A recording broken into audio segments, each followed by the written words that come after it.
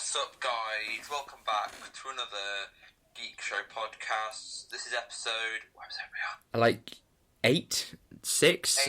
I don't know. 6, 6/7 or 9. We I don't don't count know. them. It's been ages. And today we'll be talking about stuff a month late again. What? No. 2 months late, nearly. 2 months late. So- Actually, it's 2 months late, isn't it? Nearly. Yeah. We're going to talk about Endgame, and then we're going to be talking about Doctorwho news. And my mic is still incredibly high. So let's do the Endgame stuff first. Opened Yeah, like that's the thing. 2 months ago. I don't think nobody's gonna like be caring about this anymore. But Endgame will explain time travel in Endgame. Right, so yeah. If you go back, there's like a machine which Tony Stark builds because he's like a big genius in that. So you go back in time, but when you go back in time, it creates an alternative timeline. It's really confusing, Dan. I don't get it. I think that's the biggest fault that I have with Endgame is the fact that everything that happens is fan service, but it's like we don't need to explain it in like a grave detail or give it, actual stakes. All we have to do is say it happens because it happens, and then all the fans will be like, "Oh my goodness, there's Thor." Well, we knew Thor's going to be in it. Yeah, it was a bad thing. I didn't mean to say that. I didn't mean Thor precisely. I meant like just in general, characters. Oh my god, it's the Dark World. Ah! Oh my god, it's Avengers 1. Ah! Like that. Yeah, Did anyone really cheer for the Dark World? Well, I think we should talk about the people that have just come together as like an audience for Endgame. I suppose this isn't really a review because it's been out for ages, but it's more of just a reflective on the entire thing of what what Endgame was. Yeah. So when you went to go and see it, tell me the story. Tell them the story of the people you went to see it with. I saw it with people from my school. Yeah, and what did one of them who hasn't seen a Marvel film before say? She said, "Is that Superman?" Just strange rocks up at the end. She was like, she said to everyone, "Who's that?" And I was like, me being sarcastic. I was like, "Oh, it's Superman." She believed me, so she thought Superman was an egg. Yeah. Well done. And when I went to go and see it, I saw it with multiple people. One of them hadn't seen any Marvel film before, didn't know any character, didn't know anything. He was just like this purple guy, like hadn't seen Infinity War or anything, and went to go and see Endgame with us because it was something to do. And when they went, they watched it and went, I had not a clue what was going on, but it was really good. Well, that's the thing, innit? Like, give me an absolute Marvel fan and know and love it by knowing all the characters, all the little Easter eggs, or it could be just your average cinema goer and again love it because it's action-packed, amazing story, and just characters which everyone loves. Even if you don't know the characters, you're gonna love the characters. Because, well, that's why they're good characters in the first place. You don't have to watch it from the beginning. Yeah. Like, who cried when Iron Man died? I think everyone in the cinema. The second time I didn't, because I've seen it twice. I saw it once on the opening weekend. Everyone did. It's probably the third time I've seen my dad cry before or heard him. About a film or just cry? Just in general, actually. Wow. Okay. Yeah, and it was a film that made my dad cry, and Wow. I was crying, and I'm pretty sure the entire row of people down there were crying. I was just an emotional mess. I felt like crying, but no tears were leaving. You know what I mean? Yeah. That's how I felt the second time. I felt like I should be much more sad about this, but I'm not actually that sad. Because I knew it was happening, so I saw it quite late. So I knew Iron Man died. Yeah. I was spoiled. It was just everyone knew it was going to happen. And we'll get to that sort of spoiler atmosphere later, but it was funny how everything that when everyone left the film, there's like 6 types of people. Well, there's 2 types of people. Those that sit there because they don't know that there's an end credit scene or not, so they sit there. Those that know there's an end credit scene or no, there isn't one, but sits there anyway. And those that just we knew there wasn't going to be an end credit scene, but we still sat just in case everybody's told you that you were wrong, that there was one, and then you have like that tiny little Iron Man reference, wasn't there? Yeah, and then there's this small group which I think I was part of quick, let's get outside so we can like be technically 2 hours and 40 minutes. Instead of, well, I don't know how long the end credits were, but I'm pretty sure the film, when I saw it the second time, I got in, and because I knew there wasn't a post-credit scene, I kind of just walked out with everyone at the same time, like, quite quickly, and because I did that, I noticed that you can cut a good 10 minutes off the film by simply walking out during the credits. Yeah, because I waited for post-credits and nothing happened. They must hate us in cinemas when things like that happen, because everyone's just sitting there, they're trying to clean, but you're not going to allow them. You're just going to sit there. Anything else? Come on, Endgame. Spoiler atmosphere, I want to talk about that. You said it earlier. The spoiler atmosphere. Well, I feel like everyone had respect. Like, I didn't have massive... There was the Black Widow dying, that wasn't spoiled for me. Mm-hmm. The thing that was spoiled was Iron Man, but then everyone knew that was going to happen anyway, because his contract was in. So... You cut out a bit then, but I knew what you said. Contract was ending. His contract was ending, so everyone knew that he was going to die. Yeah. Like that also, the whole Captain America thing, that wasn't spoiled, so that again, my face was... Did you just try and say Mjolnir? When that happened, in pure shock. When you saw it, this was like the Tuesday after the release. So I saw it during the weekend with every other human being on the planet. And then on Monday, those who haven't seen it yet were sort of just walking around with their fingers in their ears all the time. Yeah. And we, as a group, could not speak about it because other people have not seen it yet. Yeah. And that's what I thought was funny about it, the fact that we knew things that they didn't, and we had to keep quiet. I felt like the whole community was a very, respect if people hadn't seen it. Yeah, I think, but in our lives it has been, but, on the internet, what twit decides to upload the entire battle, that he's cut up a bit, or she, could be a he, it could be a she, but definitely a he. It's a bloke thing to do, just to cut it all up, and then upload it onto YouTube, the full thing, and then... There's the Iron Man dying scene uploaded to YouTube. Yeah, and it never gets taken down, because, I don't know, YouTube can't do it, but I'm getting claimed for videos from years ago, and things like that are not getting anything. I think they are. I think they do get claimed, they just don't get taken down. Yeah, which I think is pointless. That Don't Spoil the Endgame was something that was abandoned by a lot of people. I think for a stage, that sort of 2 weeks that people were given to everyone to see it. Well, some people literally abandoned that and just went, as soon as I've seen it, that means that everyone's seen it. Therefore, I can post as much as I want about it. I mean, yeah, people were like that. There was.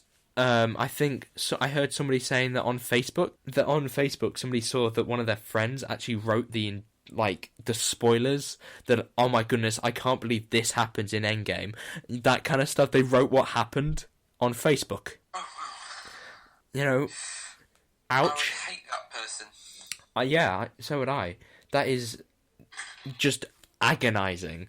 And do you know what excites me even more? After when we left Endgame, I saw it once, saw it twice, but still had this buzz about it, even though I've seen it, twice, and that's I think the first film I've seen twice, and it looks like I'm going to see Spider-Man: Far From Home 3 times, the way that it's going at the minute.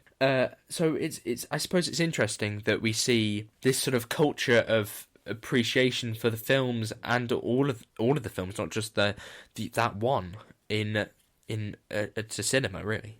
It's the magic of film. The magic of film. How did you react when Black Widow... Cut out! How did you react when Black Widow died? I wasn't as phased as I think I was. I think it was sadder the second time because I knew it was happening. I felt like the scene itself was better because I knew what was happening. I knew the inevitable. Yeah. Like the first time it's just like, oh, they're just having a little scrap. Hey, whatever. But then the second time I was like... Almost like I wanted Clint to, try harder this time, as if he was real, to, stop it. See, the person I went to go see it with, I saw it on, the 12 midnight showing. Yes, they were half asleep. So, she saw it then, and then went again with us. So she knew that the whole... thing. Black Widow scene was coming up. And, she's... I won't say she's emotional. It was the first time I've seen her cry at a film. but like because she knew what was coming up, she was more emotional. So like when you see it again, it's because you can sense the chemistry they have, knowing what's going to happen. Yeah, you know what I mean, yeah, and I think everyone needed to go see it a second time. I think you just to compute everything. You had to see it again, because the second time around I was like, oh my goodness, this is so cool. But this time, I was physically crying when I saw it the first time because of how cool it was. I was like, oh my goodness, this is everything that I've ever wanted from a film in real life, and I'm seeing it in front of a screen. So I was like, oh my goodness. So I had a little tear in my eye. The second time I didn't have that, so I was just watching it, and I was like, oh my goodness, this film is just... What? You had a tear in your eye for the love of film or something? But just because I thought that this moment was what it was all leading up to. I felt like it had a payoff. Yeah, fair enough. Yeah, probably the best cinema experience I think I've ever had. I think Infinity War for me had a bigger cinema experience, but Endgame was probably the better one. Will, shall we move on to the next piece of news thing that we have to talk about? I want to put one more thing. Right, Go on then. The backlash. What backlash? Have you seen the whole thing about fat acceptance? Right, yeah. The Thor thing. Yeah. And the women coming together a bit. Yeah. I think it's all ridiculous. Well, okay, let's deal with them individually. So the Thor thing then, talk about that. I think they ruined his character just a bit. They made him too much of a joke. Yeah, they're annoyed that the fat superhero became... The jokes were that he's fat. Hi, he's fat. Look at him. He looks like he's from the Big Lebowski hat. Fat. Yeah. So the fat people... I don't think it's annoyed anything to do with fat acceptance to me. It's just that they ruined the character for a joke. In that he wasn't accepted for being fat, so it's like he got the mick taken out because it was too much of a comic because he was fat. Yeah. And then let's talk about the team 'em up moment. I didn't mind that much, but I think a lot of people have. Even girls have. I love how this time we're bringing in people who we've spoken to around, and we're bringing them in without them actually being here or knowing that we're talking about them. So a person that we know that is female saw that scene and actually didn't like that scene at all, and just thought it was cringy and terrible and bad. What did you think? Well, and you did see it with other girls, so I suppose that they might have had a view in it. I was the only guy there when I saw it. Yeah. I think that one scene, they weren't focused on it. They were focused on like, oh my god, this whole fight is amazing. Yeah, I think that we had that in Infinity War. What I would have liked to see is Drax fight Thanos, or just every single character have some kind of play on Thanos or attack. Yeah. That would have been not every single character, but characters have attack or character moments with Thanos when they would fight him, like Scarlet Witch did. They just get like one hit in or something. Drax has had this thing building up from Guardians when his entire family was killed by Thanos, and he's always wanted revenge, but he never gets it, and he's kind of cool with that.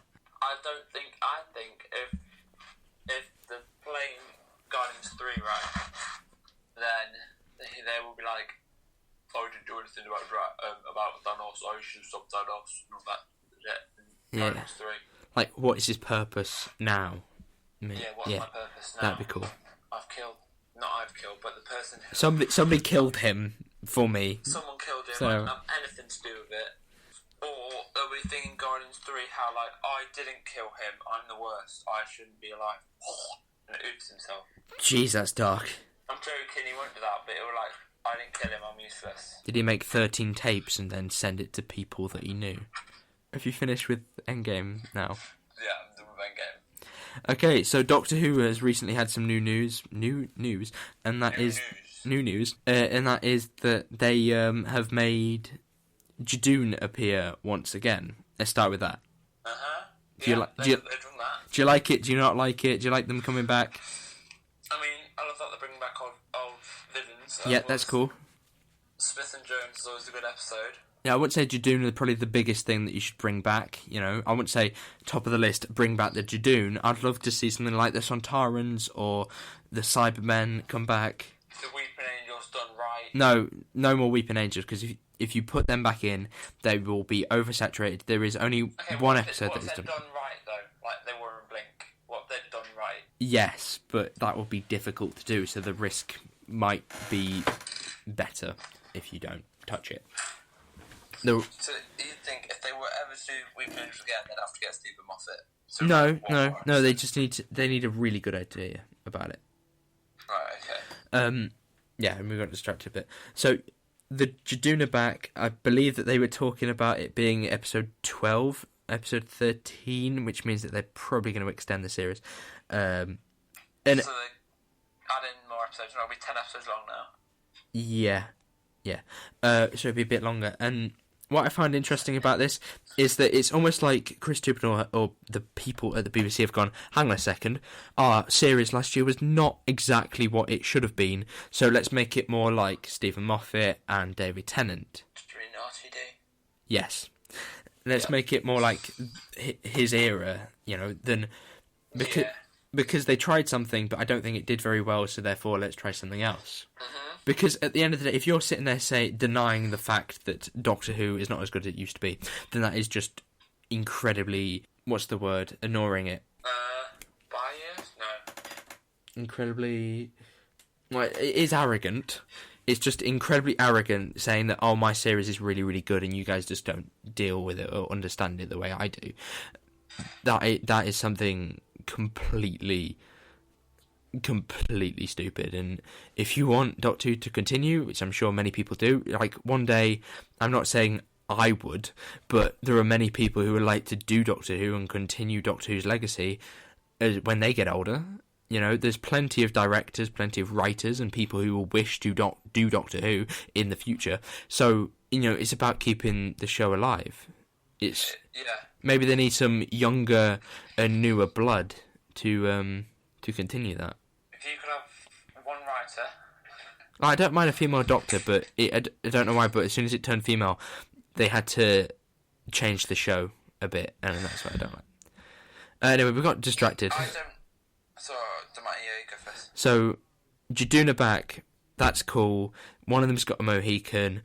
It seems like good news. It seems like it might be better for the show, but we obviously don't know at this stage. In Gloucestershire, innit? Yeah, they were filming it Gloucestershire Cathedral. Actually, the week that I was... Is it set or filming?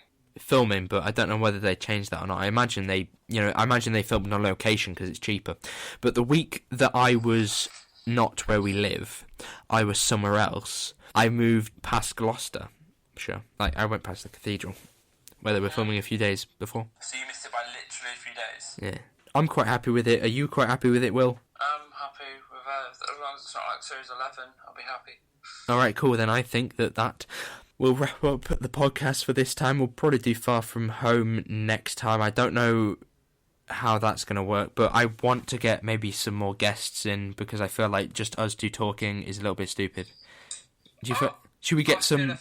I feel offended. Should we get some new blood? Something like the Doctor Who should do. Yeah, I'll retire. Bring in a certain person that we know, or bring in more people that we know, or just more any nerds. Human being that wishes to join us in this... More virgin nerds, shall we? More virgin nerds, yeah, bring them in. Should we bring in more virgins? Yeah, let's do that. Yeah, good idea.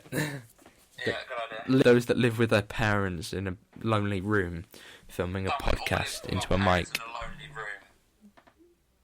We're all teenagers. Yeah, good point. So thank you very much for listening to this podcast. Go and check out Will's channel. He did a really good video recently when he was talking about the Judoon, and he ate a Twix, was it, for like 30 seconds? No, it was actually a breakout bar. All right, well, so we... I just rubbed my chair against the radio. So that will be fun. It will be the right way. Yeah, my link is down... My link is also down there, so you should go and check that as well. That'd be really, really cool. And I shall see you soon, and he will see you soon. Goodbye.